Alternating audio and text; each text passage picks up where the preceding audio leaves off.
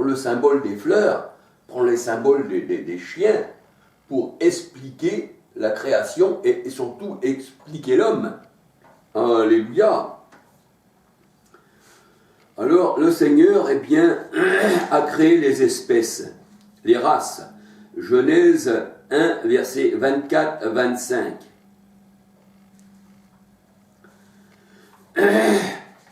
Alors, il est vrai que ces gens qui se prennent pour des chiens, qui se prennent pour des arbres, eh bien, le Seigneur aussi considère les hommes comme des arbres, certains comme des chiens, d'autres comme des cochons, d'autres comme des brebis. Mais ceux-ci ne sont que des symboles. C'est simplement pour expliquer, c'est simplement pour révéler l'homme, la nature de l'homme, comment il est, comme le loup. Hein, le Seigneur il dit, méfiez-vous des loups. Nous savons bien que l'homme n'est pas un loup par lui-même, il est un homme. Mais il a le caractère d'un loup, il mange les brebis. Et la brebis représente dans la parole de Dieu les enfants de Dieu. Mais la brebis restera une brebis, tandis que nous sommes des hommes. Alléluia. Et l'arbre mauvais représente le faux prophète dans la parole de Dieu qui porte des épines et qui marche contre l'Esprit Saint. Matthieu 7, versets 15 à 20. On reconnaît l'arbre à son fruit. Le Seigneur aussi se sert, eh bien, de la symbolique des choses qu'il a créées pour expliquer l'homme. Mais ça ne veut pas dire que l'homme, eh bien, a cette nature, tandis que les exogenres, eux, pensent en eux-mêmes et qu'ils sont des chiens, qu'ils sont des arbres, qu'ils sont des oiseaux. Alors, il ne faut plus leur donner une nourriture appropriée à un homme ou à une femme, mais une nourriture appropriée selon ce qu'ils se disent. L'autre, il se prend pour un oiseau, eh bien, il faut lui donner des graines à manger et le mettre en cage, bien entendu. Et les chiens sont aussi des symboles des hommes, comme les loups. Et il ne faut pas leur donner des choses saintes, de peur qu'ils ne se retournent et ne vous déchirent. Matthieu 7, verset 6. Et ces chiens, dont parle l'Écriture, eh bien, ce sont des hommes. Alléluia. C'est pas parce que le Seigneur les appelle des chiens qu'ils sont des chiens réellement. Mais ce sont des loups, c'est des meutes qui se mettent contre les brebis. Et dans la parole de Dieu, eh bien, les brebis, eh bien, c'est le troupeau du Seigneur, c'est des hommes. C'est ce qui est écrit dans Ézéchiel 34, verset 31. Vous, mes brebis, vous êtes des hommes, dit le Seigneur. Et le Seigneur, il est le bon berger. Jean 10, verset 11 à 14. Jean 10, verset 11 à 14. Et pourtant, les chrétiens et les chrétiennes ne sont pas, bien sûr, des brebis au sens propre du mot, qu'on va dire. Hein. Le Seigneur Jésus-Christ, il est l'agneau. Mais il n'est pas un agneau pour autant. L'agneau représente la douceur, représente l'innocence. Alléluia. Et l'homme, bien sûr, on dit que l'Éternel est mon berger, il me conduit vers de verts pâturages. Mais bien sûr, nous sommes des brebis du Seigneur. Il nous conduit vers de verts pâturages. Et bien sûr, on ne va pas manger l'herbe, eh bien, des pâtures. Un peu comme ces soi-disant pasteurs que j'ai vus sur les réseaux sociaux, qui font sortir eh bien, leurs adeptes et qui leur font manger de l'herbe, et qui, ces gens-là, eh bien, mangent de l'herbe carrément. Ça, c'est de la folie pure. Ça, c'est le faux évangile avec un autre esprit. Ça, ces gens-là, la parole de Dieu nous dit, eh bien, ils sont en malédiction. Ils sont guidés, eh bien, par les grands de ce monde, par les ministres du culte, qui est, eh bien, le ministre de l'Intérieur, tout ça, tous ces gens-là de la haute pyramide, qui dirigent, eh bien, toute cette bande, on va dire, d'égarés.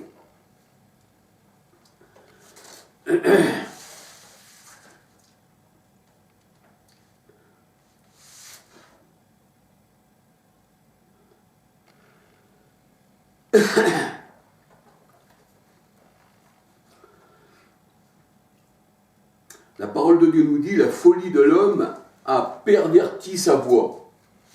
La folie de l'homme a perverti sa voix. Proverbe 19, verset 3. Et le Seigneur, il dit, la sagesse du monde est folie devant Dieu. La sagesse du monde, parce que c'est sage pour le monde, tout cela. Eh bien, c'est folie devant Dieu. C'est folie.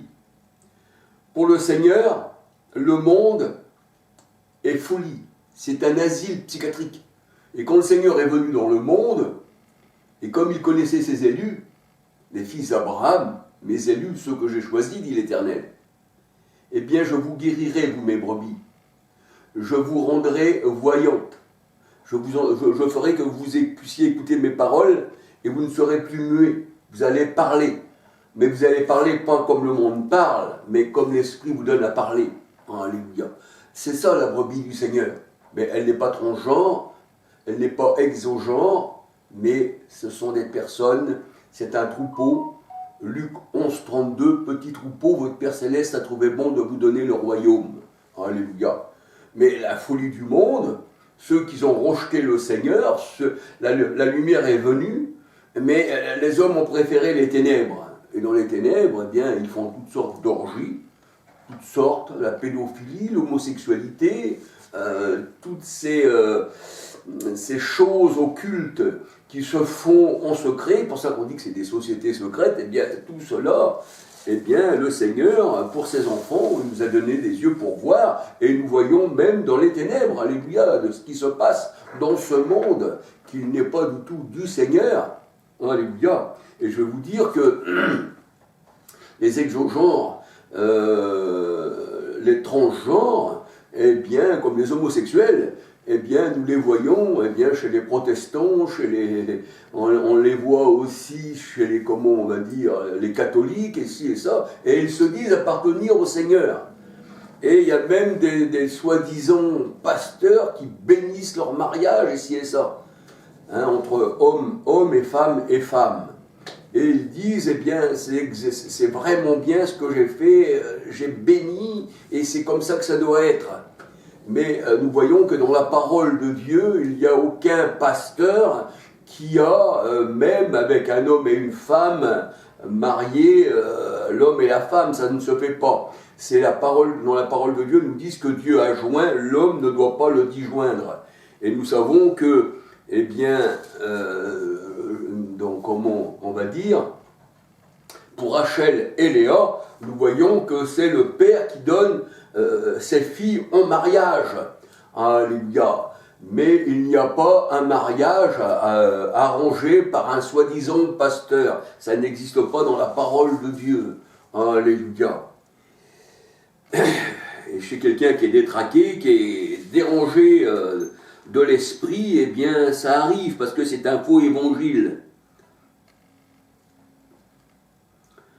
Alors, je vous invite à regarder, si vous le voulez bien sûr, sur YouTube, bénédiction des mariages homo par l'Église protestante. Je répète, bénédiction des mariages homo par l'Église protestante.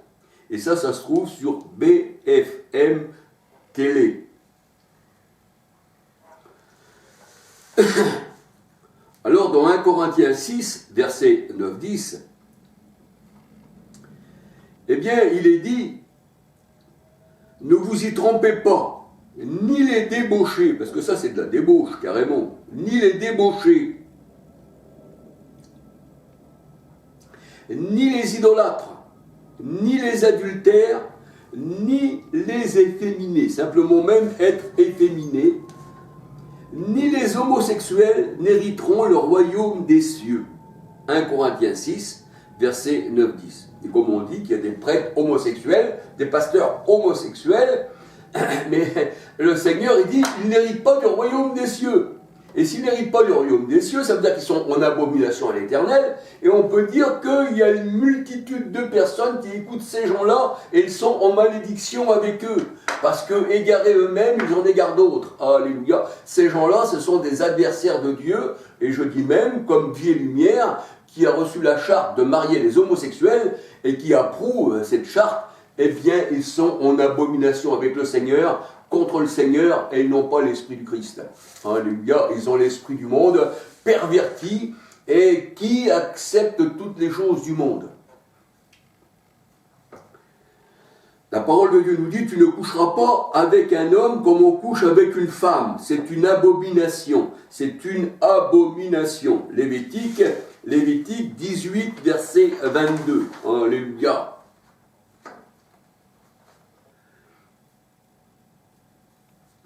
Mais on peut dire que c'est l'homme qui donne, vous allez dire, Charles il se répète un peu, mais c'est l'homme qui donne la semence à la femme pour qu'elle puisse concevoir des enfants. Et la femme, dans la parole de Dieu, est considérée comme une terre qui reçoit cette semence. Alléluia.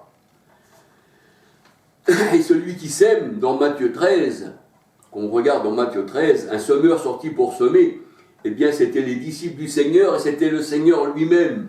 Alléluia.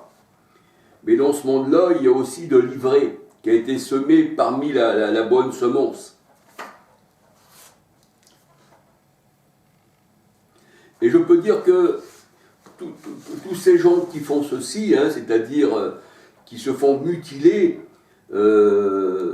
assez jeunes même, et bien plus tard ils le regrettent, parce que je regardais sur les réseaux sociaux, le jour, il y avait une personne qui regrettait de s'avoir fait mutiler. Elle se disait une fille dans un corps d'homme, et cet homme disait, je regrette d'avoir fait ceci, mais il est trop tard, je ne peux plus retourner en arrière. Alléluia. Alors vous allez me dire, est-ce que cette personne qui s'est fait mutiler, qui était dans un sens égaré, peut-elle, cette personne, venir au Seigneur? Je dis oui, alléluia. Le seul blasphème, c'est le blasphème contre le Saint-Esprit qui ne sera jamais pardonné.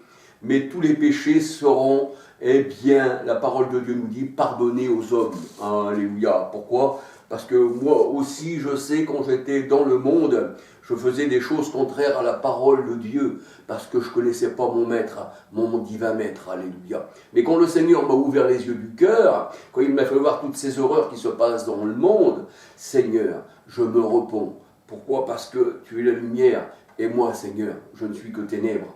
Éclaire mon cœur, afin que je voie aussi ce qui se passe dans ce monde, et que je puisse me préserver du monde et de toutes ces horreurs.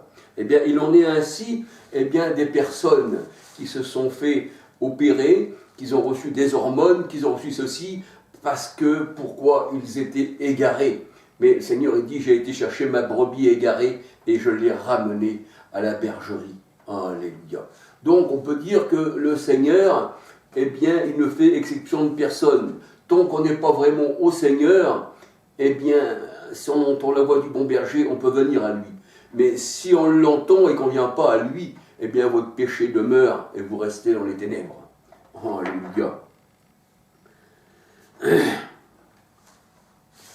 Alors je peux dire que le ressenti de l'homme ou de la femme charnelle, parce que le ressenti de se faire, on va dire, manipuler par des chirurgiens et puis de se sentir dans un homme être une femme, ça c'est dans l'homme, dans sa pensée, c'est ce qu'il pense, c'est son homme intérieur qui pense cela, et il agit selon sa pensée. C'est pour ça que la parole de Dieu, elle dit que l'homme charnel, telle est sa pensée, tel il est dans la parole de Dieu. Et là, nous voyons que de se faire manipuler comme ça, c'est un ressenti, eh bien, qui vient de la pensée de l'homme. On peut être aussi, on va dire, séduit par les gens, par la télévision, à nous bourrer le crâne comme on est enfant, ici et ça, et sans savoir, parce que on pense que tous ces gens-là ont raison, il suffit d'avoir une blouse blanche pour se dire professeur, et puis on va suivre ces gens-là, et puis à un certain moment, peut-être, on va se dire, mais qu'est-ce que j'ai fait? Qu'est-ce que j'ai fait? Moi, je sais que j'ai fait des choses qui déplaisaient au Seigneur. Je dis, Seigneur, tu m'as effacé ma faute, parce que j'étais un ignorant, parce que je ne savais pas, parce que j'avais un bandeau sur les yeux, parce que j'écoutais aussi des fois des personnes, mais aussi j'écoutais aussi mes mauvaises pensées. Parce que la mauvaise pensée dans la parole de Dieu, si tu écoutes tes pensées, eh bien, qui viennent de ton cœur, parce que tout ça, ça vient de ton cœur, ça ne vient pas du dehors, ça ne vient pas d'un Saint-Homme qui va rentrer en toi, mais ça vient de ton cœur, eh bien, c'est pour ça que le Seigneur il dit qu'il faut que tu circoncis ton cœur. Dans Romains 2, 25, 26, 27. D'une main qui n'est pas faite de main d'homme. Colossiens 2, verset 11. Mais de la main du Christ. Parce que la main de l'homme, eh bien, ne fait n'importe quoi. Je ne veux pas dire qu'il n'y a pas des hommes qui ont des mains expertes et qui font des bonnes choses. C'est pas ça que je veux dire. Mais ne donnez pas foi à tout esprit, mais éprouvez-les, qui dit le Seigneur, dans 1 Jean 4, versets 1 à 6. Alléluia. Et tout vient du cœur de l'homme. L'homme, dans son cœur, il s'est dit, je suis, eh bien, une femme. Le corps que j'ai là, ça ne me convient pas, il faut que je transforme. Je transforme ce corps, eh bien, que je le transforme dans une nature féminine. Mais en fait, il se met contre le Seigneur, puisque le Seigneur, il a créé l'homme et la femme. Marc 7, versets 15 à 23. Les adultères, les mauvaises pensées, les querelles, l'idolâtrie, tout vient du cœur, tout sort du cœur de l'homme. Ça vient de là, c'est là Satan, c'est là la pensée mauvaise, c'est là la pensée contraire à Dieu. C'est transformer les choses de Dieu, c'est même transformer sa parole, c'est même transformer, dire que Dieu est menteur. Il blasphème, disaient les pharisiens. C'est par l'esprit de Belzébul, c'est par Belzébul qu'il chasse, eh bien, les esprits impurs. Mais le Seigneur dit, tout blasphème contre le Fils de l'homme sera pardonné à l'homme. Mais le seul blasphème qui ne sera pas pardonné, c'est le blasphème contre l'Esprit Saint. Pourquoi ? Parce que Dieu est saint et il est esprit, il est le Saint d'Israël. Alléluia. Alors, la pensée humaine sort du cœur de l'homme. Marc 7, versets 15 à 23. Sort du cœur de l'homme perverse.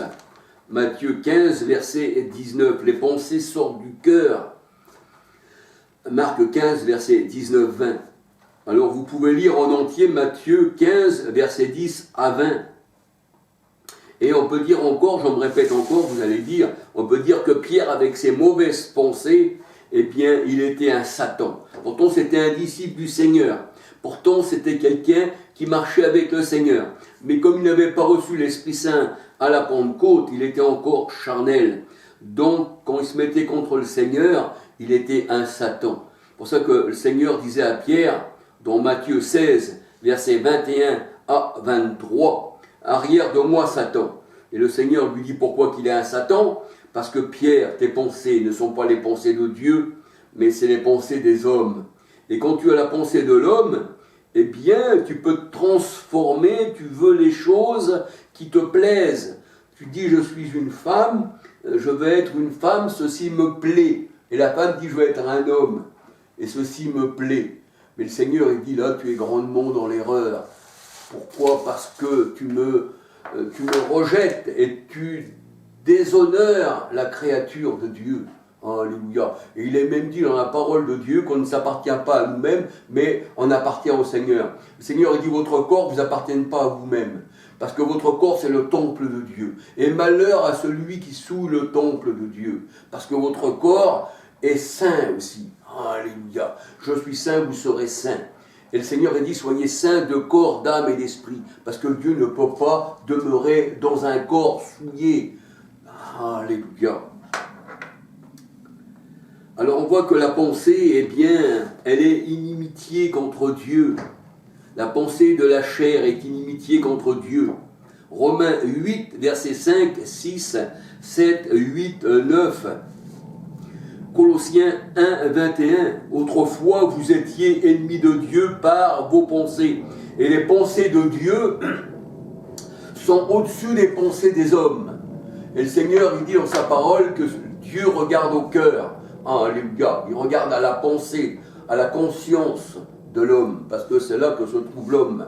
L'homme est un esprit dans un corps. On dit que Dieu est le Dieu des esprits, et c'est Dieu qui a donné l'esprit à l'homme, et qui a donné l'esprit à la femme. Alléluia. Mais là, on voit que tout est détraqué. On peut dire que les personnes qui agissent de la sorte sont guidées par de faux docteurs, comme il y a aussi des faux docteurs qui annoncent un faux évangile. Eh bien là, c'est pareil. Ces gens-là, eh bien, ils se sont mis au service, la médecine au service, ce qu'ils ont acquis, ils l'ont mis au service du mal. C'est une médecine qui ne marche pas pour donner la vie, mais qui donne la mort, et qui donne aussi, qui défigure l'homme. Ces docteurs-là, eh bien, ils ont des beaux discours pour vous séduire. Ces chirurgiens amassent de gros salaires pour les opérations. Parce que ça paye d'opérer quelqu'un. Nous voyons que des fois le pharmacien marche de pair avec le docteur, parce que des fois c'est de la famille, et plus qu'il y a comment on va dire, plus qu'il y a de maladies, plus que c'est grave, plus que ça paye, plus qu'on vend de médicaments, et puis les hôpitaux, bien sûr, eh bien, il faut aussi qu'ils travaillent. Donc on peut aussi vendre eh bien, de fausses maladies, voyez-vous. Je ne dis pas que tout le monde est comme ça, mais c'est comme ça. Voyez-vous, dans les Vosges, j'ai regardé encore dans les réseaux sociaux l'autre jour, dans les Vosges, eh bien là il y avait des gens qui avaient disparu, et puis là c'était sûrement encore un trafic d'organes, comme il s'est passé dans l'affaire Kabyle. Vous regardez l'affaire Kabyle sur YouTube, eh bien on voit que on avait tué la personne était rentrée par un petit bobo, puis le lendemain elle n'était plus là, et puis personne ne savait où qu'elle avait passé, et après elle était enterrée, et dans le cercueil, eh bien, il y avait pas mal de morceaux humains différents, trafic d'organes. Vous voyez, l'affaire Kabyle, c'est pas moi qui invente, c'est sur les réseaux sociaux, comme dans les Vosges, voyez-vous. Et si vous regardez tous ces docteurs, tous ces hôpitaux qui travaillent ensemble, et qui marchent aussi avec les pompes funèbres, parce que le cercueil dans l'affaire Kabyle, c'était pas du tout un cercueil que la pompe funèbre d'origine avait fabriqué. La croix, il n'y en avait pas, là il se retrouvait avec une croix, la couleur n'était pas la même, et c'est ça. Et on voit que tous les médecins, ils ne savent pas répondre, ils proposent beaucoup d'argent pour qu'on se taise, mais en fait, voilà, c'est ça.